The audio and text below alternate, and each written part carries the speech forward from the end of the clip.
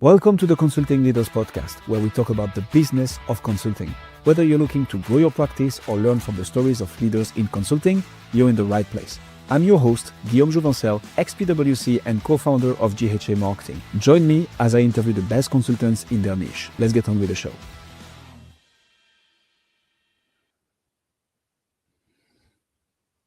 Lindsey, welcome to Consulting Leaders. Happy to have you. Thank you, Guillaume. Good to be here. Let's jump straight into it. What originally pulled you into governance risk and compliance work, and what kept you in it, most importantly, for more than 3 decades? Well, they say time does fly when you're having fun. So it's been a while. And so basically, while I was qualifying as a chartered accountant with PwC in London doing financial audits, I really became interested in learning more about the underlying processes and systems behind the numbers. So that led me to becoming involved in IT and process audits and doing consulting work around internal controls. Because internal controls are not just about the financial reporting, but they also and compliance, but they're also about business operations. And around 30 years ago, I went on to a secondment to PwC in Belgium, your country, to manage what is now called a SOC 2 report. At the time, it was called a SAS 70 report. And it was for this global clearing and settlement organization, which obviously I'm not going to give any names, but you can guess. And they were processing billions of dollars of transactions daily. And you wouldn't want any control failures happening there because of the repercussions, potential repercussions for the global financial markets. So I was on that engagement for a couple of years. I went on to do similar engagement for one of the big global credit card schemes as well. And essentially, basically, those are like huge processing engines for financial market participants. And the SOC 2 report, which stands for System and Organization Controls, is primarily about providing assurance to internal and also the external stakeholders like their clients that they've got the right controls to make sure that they have security, processing integrity, availability, confidentiality, and privacy of information. So, and today I'm still doing SOC 2 work because, in my opinion, of all the cybersecurity compliance frameworks out there, it's probably one of the ones that provides the highest level of assurance to stakeholders about the quality of the risk management and internal controls. But of course, over time, I've worked and I continue to work with lots of other frameworks as well as they evolve. So in Europe, we've had the Digital Operational Resilience Act, for example, DORA, we have NIS2, we've had GDPR. In the UK, we've had the Financial Services Operational Resilience Requirements, in things like the Telecom Security Act, Cybersecurity and Resilience Bill, which is coming up, as well as international standards like the ISOs, NIST, PCI DSS. So it's a constantly evolving landscape, really. And many of these frameworks and standards are converging. They have overlapping requirements, but they also have their own specific requirements. But overall, I would say similar foundations and objectives, which is basically to make sure that organizations are resilient and they can make sure that they are protecting information integrity, privacy, confidentiality, as well as the availability of their services, which is something every organization needs actually, because even whether you're small or large, and in every sector, and increasingly it extends also to how they manage their third-party providers as well, because organizations are increasingly interconnected. Even more so today in the light of the evolving landscape of risks and threats. I mean, we've all seen headlines out there of organizations that have been breached either by malicious actors or hit by disruptions to their supply chains. And I think, and I suppose, another key driver, I would say, behind why I'm still doing what I do and why I love what I do is because helping people has always been an important part throughout my career. So I've had various responsibilities for developing and growing my team's performance. And I'm also a qualified executive coach and mentor.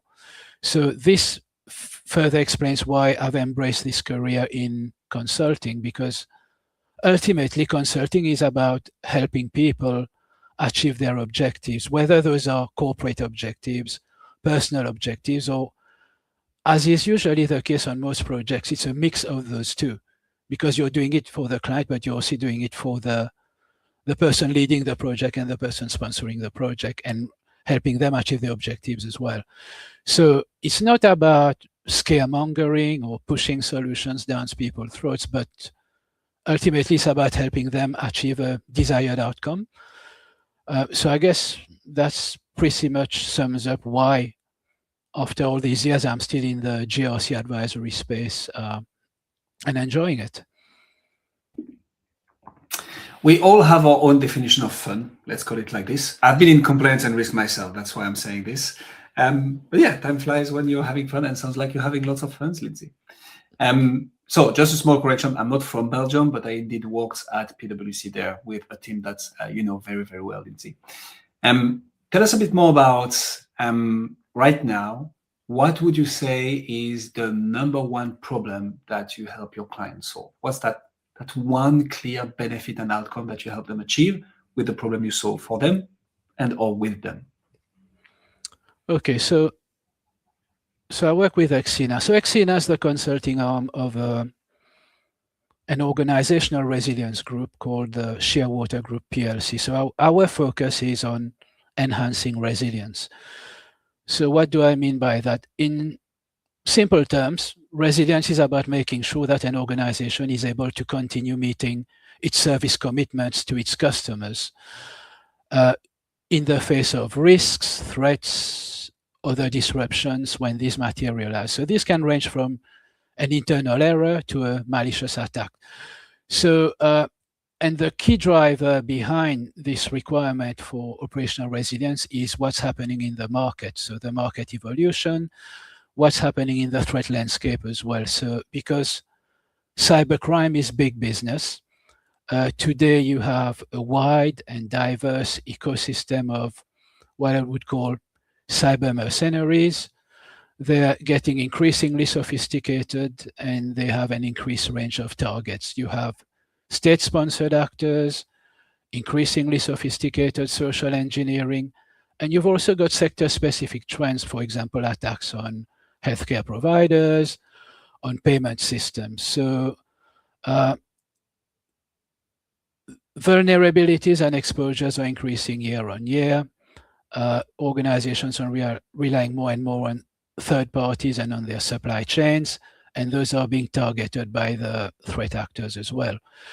So what we do is we assist organizations with their cyber resilience and compliance frameworks.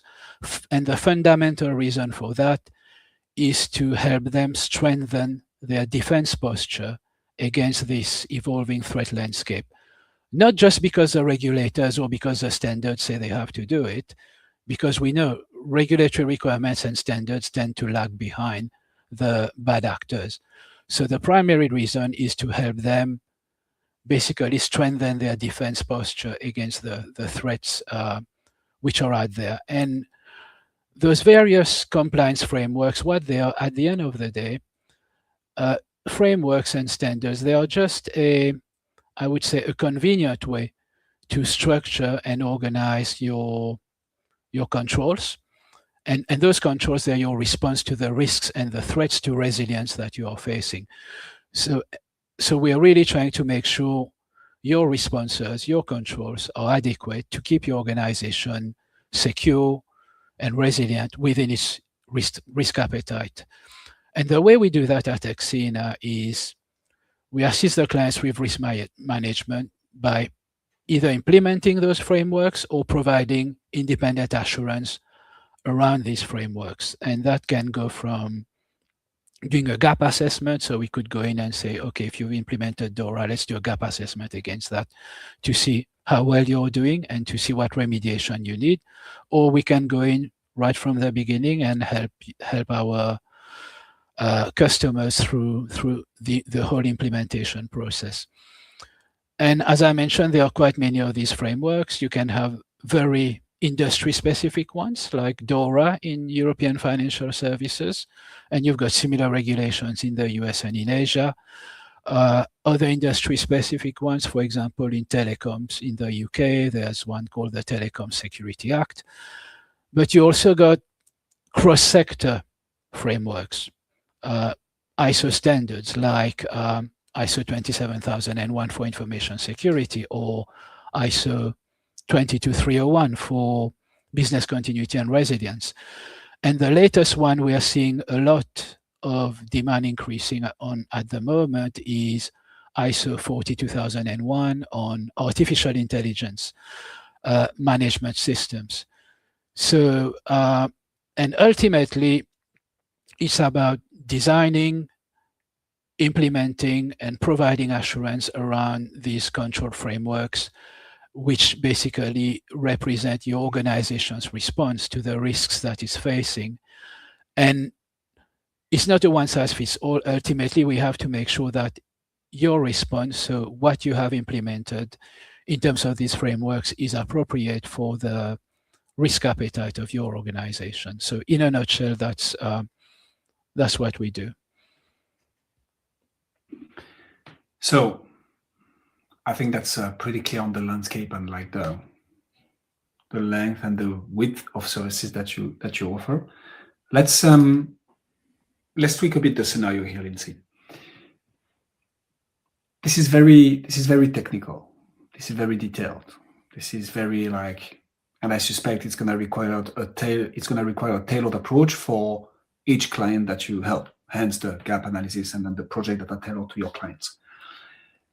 How do you market? How do you brand? How do you make sure that beyond messaging and positioning, right? Because I think this is crystal clear now.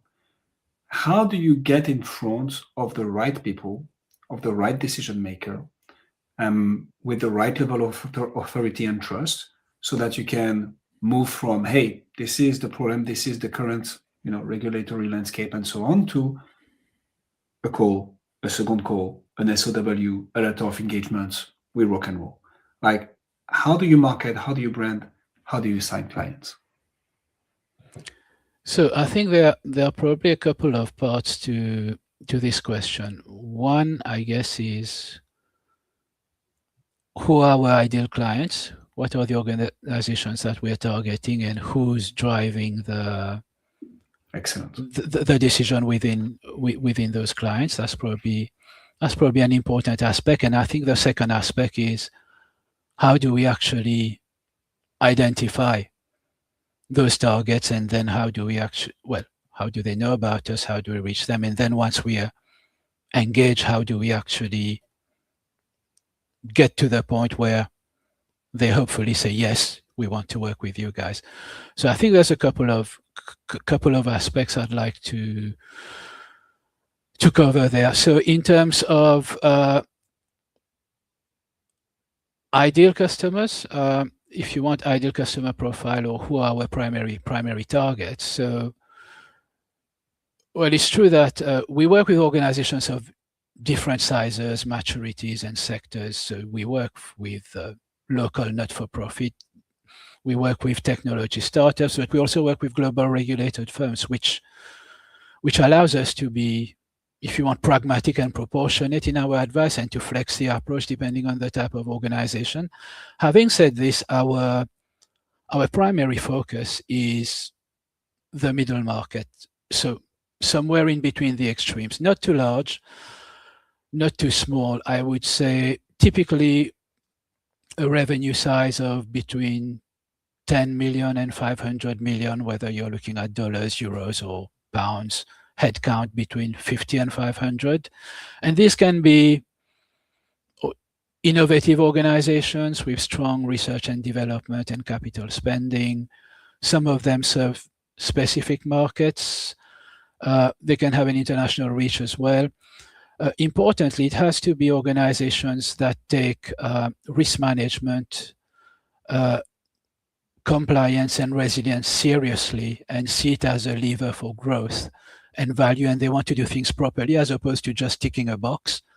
So that's actually quite important, because if you just want to tick a box, then okay, there's many ways of doing that. You probably don't need us for that.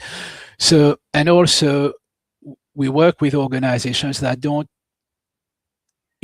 necessarily have the bandwidth or the resources internally or the expertise internally to be able to deliver on those initiatives, because we have what I would call an experience-led model, business model. So I think our clients tend to value the experience, the judgment, the clarity that that experienced consultants can provide. So within the organizations, the organization structures tend to vary, but I would say the primary buyers, the individuals who tend to lead and drive the buying decision for the governance, risk and compliance and resilience initiatives that we work on, tend to be from chief operations officers, chief technology officers, chief information officers, CISOs, chief information security officers as well. Sometimes we work with chief risk officers, the heads of compliance, the heads of internal audit. So those are the roles, or I would say the equivalents thereof inside organizations that that we tend to work with, and in terms of taking projects forward. So how do we get to those clients? How do we actually secure the work? We use various various acquisition channels. Well, first and foremost, we have some historical and recurring clients or managed accounts. So we try to continue delivering an exceptional service so that hopefully they can keep coming back to us, because that's the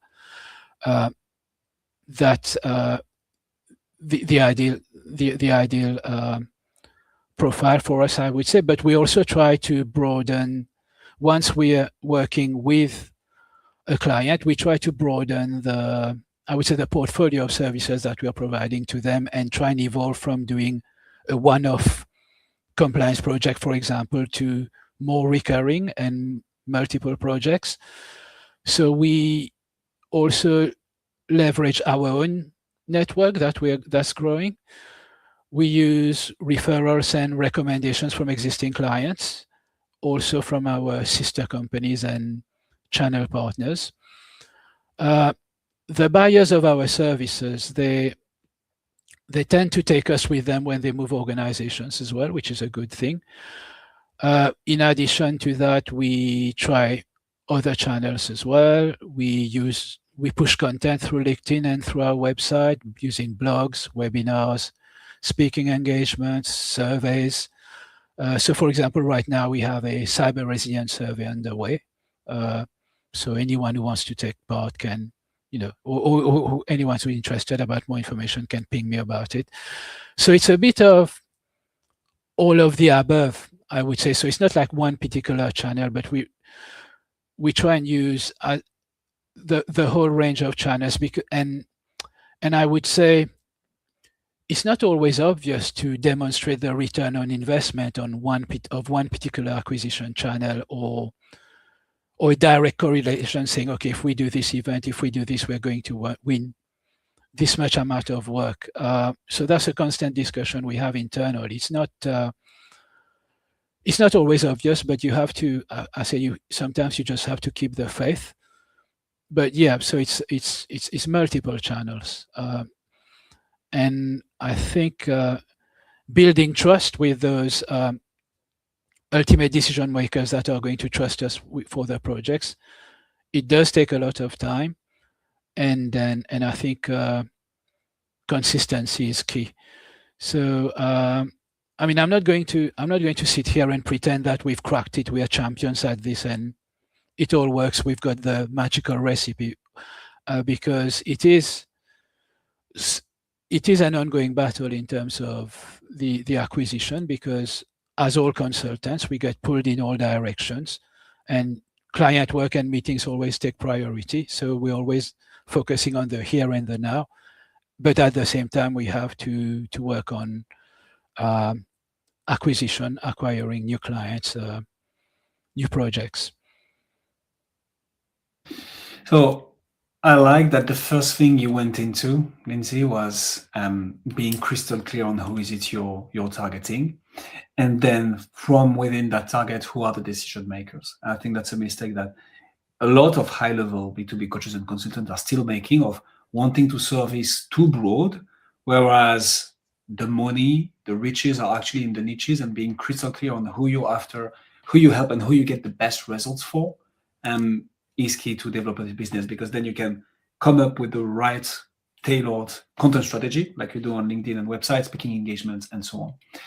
Survey is not something that we get to speak often on the show. So tell me a bit more about that. How do you create a survey? How do you get people to actually take the time to fill it out? Back in my days at PwC, I was taking care of the bi-yearly global treasury survey as well. But I'm curious to get your take on this. So do you have incentives? What type of questions do you ask? How long do you make it? And then how do you transform this into an acquisition channel of being like, hey, we have this ultra valuable resource that has been made by people like you. See what others in your niche are doing. I'm giving you half of the answer here. Tell me, how do you leverage surveys? How do you make it work? And what has worked for you to get business out of it? So in terms of the content, so we consult a lot with our existing clients to see what would be useful for them, what would they find valuable, and then in terms of the topics, that gives us a pretty good idea of what's important to them. So for example, if I take the example of the cyber resilience survey that we are doing right now, it's not very long. Some people can actually complete it in about, well, some people have done it in 5 minutes, because we make it multiple choice to make it easier for them. And also, yes, there are some free field formats where they can put more information if they want. But ultimately, what they're looking for is a benchmark. They want to be benchmarked against others. And then they need some parameters about the others so they can compare, because you never compare apples with apples. But so it's got to be fairly short and sweet. It shouldn't require too much of their time, because they haven't got time. They're all busy. But at the same time, the report needs to be useful for them, something useful they can take internally, say, okay, this is where the majority of the participants are, this is where we are, and this is how we explain the difference. Do we accept it or not? So what we actually do is we give them the report, but then we give them the opportunity to also have a discussion about it with one of our senior consultants, because a report is a report, but more importantly is, what do the deltas mean? Does it apply to you? Do you want to do something about it? Do you need to do something about it? So we give them the survey, but as well as some free time with our consultants, and that's also a benefit for us, because they learn about it. We learn more about the organization. We also learn more about what's important for them and similar companies. So I think it's a win-win. We give some. When we do such things, it's a lot of, yes, ultimately we want to win more business, and this is a way for us to develop content that we can reuse. But you have to give something in return. It's not just for us; it's for them as well. They have to be a benefit. They have to get benefit from that survey or other initiative that we are doing, and that's a bit how we position it. It's actually useful for them, and it's also useful for us, because then we have some collateral we can reuse, we can go present, use as a basis for our contacts, our marketing. So it has to be a win-win. It has to not take too much of their time, and yeah, it has to be useful. So that's how we try to do it. And ultimately, the ultimate measure for us is not, of course, it's important to then to win work. It's always important, but I don't look at a survey saying, okay, I will only measure the success of that survey if we win work directly out of it, because many of the, for example, many of the participants are what I would call friends and family. I'm not saying I'm asking my uncle to complete this. Well, I mean, companies that already know us, who have worked with us in the past, or so I find that those are the ones who tend to more readily engage when we do something like a survey. I find it's more difficult to ask and to get complete strangers to fill it in. And I know we've talked about things like, should we give incentives? Well, additional incentives. We think the content's already a good incentive, but other companies, for example, offer, I don't know, you'd get a voucher or something if you take part. We haven't done that. I'm not saying we're not going to do it, but I'm saying that's not something we've done in the past. So for us, it's more through talking, through reaching out to people and saying, okay, this is why we think it's useful. This is why we think it's worth your time. Do you want to take part or not? But it's not easy because, as we've said, people are very busy with lots and lots of other things. There's a lot of noise out there. It's very difficult to get their attention. So yeah, it is a challenge. It's not easy, but I think it's worth doing. Couldn't agree more. I want to double down on some of the concepts that you've touched upon here. So incentives, I'm not a fan of it for surveys. The reason is you might just bias the results out of it. So it needs to be, done willingly, so to say. But then there's like, hey, I can create then a specific report for you comparing to other people like you in the survey. I found out that actually going through the question in a call usually gets much more engagement than letting people do it themselves at home, because they will never. Whereas if you turn it into a piece of content, which needs to be anonymized, so not necessarily a podcast, but potentially a written interview, which comes on top of the survey, like anonymized, just like raw title, and that's it. But like going through the survey questions with your ICP or with the target of the survey in a call helps a lot. And I think that's achievable for even smaller firms. Like back to the point of being very clear on your ICP, knowing exactly who you're going after, and going after a narrow niche allows you to become the reference in it if you do it right. And having a survey in that sense helps a lot, not only to get in touch with people, to be like, hey, I'm doing a survey. Would you be willing to answer a few questions? You build relationship like that, wink, wink. But then you come up with that report, which is still like valuable for the next 6 to 12 months, that can become a lead magnet in itself. Like capture email addresses and phone numbers, try to understand why people downloaded the survey and are looking into it specifically. And now you have a lead machine that is purely based on value, and that differentiates you from the other competition in the space. So super good tool. What's the being conscious of time, Lindsey? One of the questions I wanted to ask you, because I think we touched upon retention already, and sales as well. What's your number one challenge, you would say? So you've done it all, right? 30 years in business. You've been with the biggest firms in the space. Have to a bit hit my chest with my fist here. What's your challenge now? What's the nut that you're trying to crack that will allow you to take the whole business to the next level? What's that one thing? So what's our biggest challenge? I would say building the pipeline to achieve sustainable, profitable growth. That's really the primary focus now, because we're in a very highly competitive market where, in theory, almost anyone with a website from any jurisdiction could potentially be a competitor.